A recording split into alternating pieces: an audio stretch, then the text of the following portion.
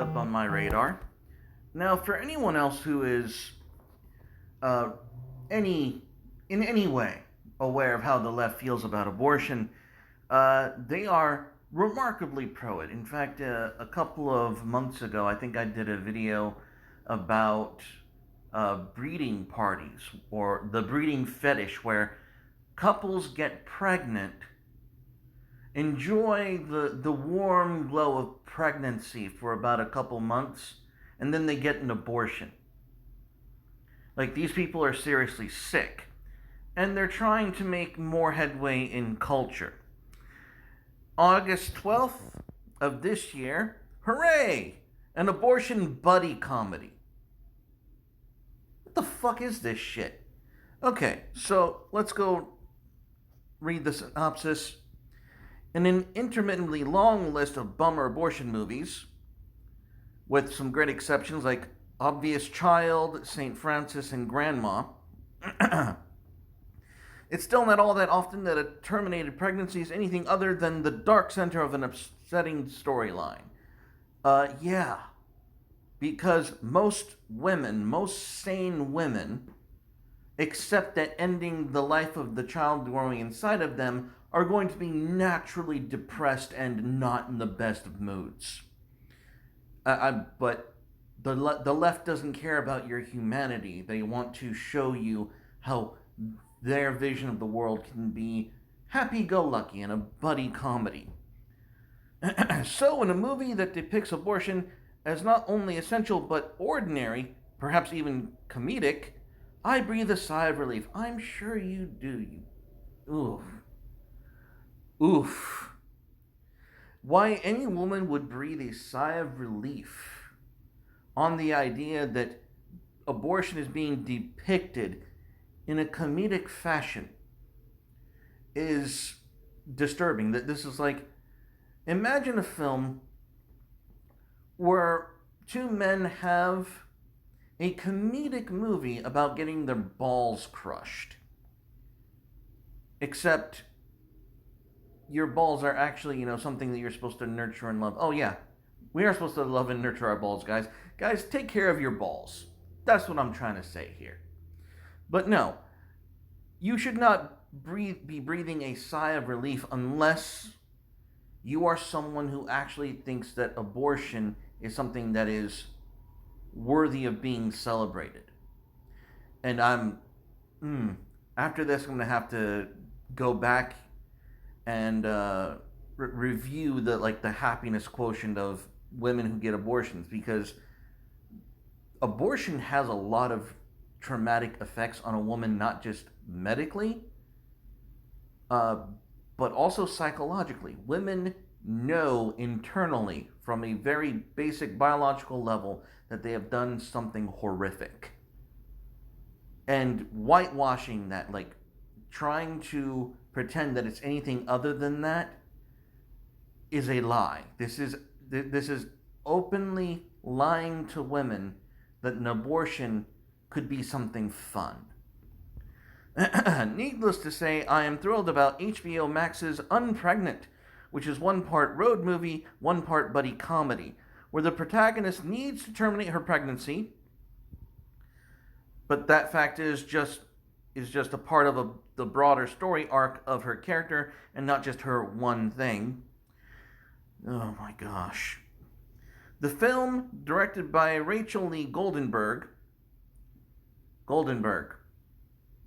by raise of hands, who's shocked, is adapted from Ted Kaplan and Jenny Hendricks' novel of the same name.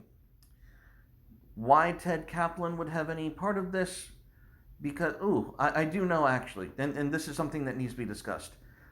Abortion is promoted among liberal men to avoid responsibility for being responsible for having sex with a woman that they don't want to actually provide and care for. Abortion primarily benefits men who don't want the responsibility of caring for a woman that they have had sex with. And so, liberal men who support abortion are they're the kind of men who would call themselves a male feminists, and we all know what male feminists are like. Male feminists are just, rapists 10 years before, is essentially what that comes out to. Ahem. It stars Haley Lou Richardson as Veronica, a straight A high school senior who's set to pursue her Ivy League dreams until she gets pregnant.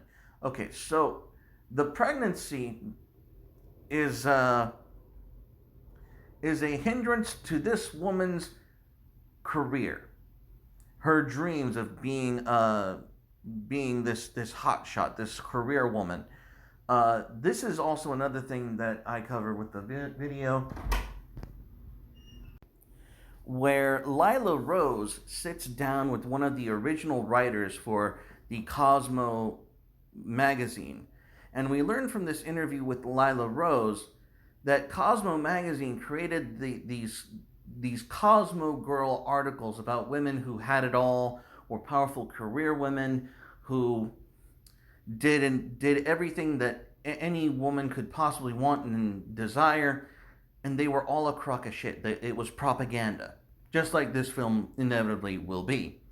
An open lie to women that your life is going to be absolutely roses if you only kill the abortion, if you don't get married, if you don't live a traditional household lifestyle, that this will be fulfilling for you in the long run, indefinitely, and it will be complete roses, which we all know is a load of crap.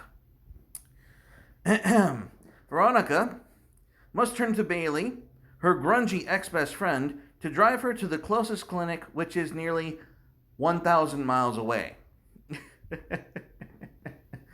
Oh my gosh, yes, road trip to Yeetus the fetus.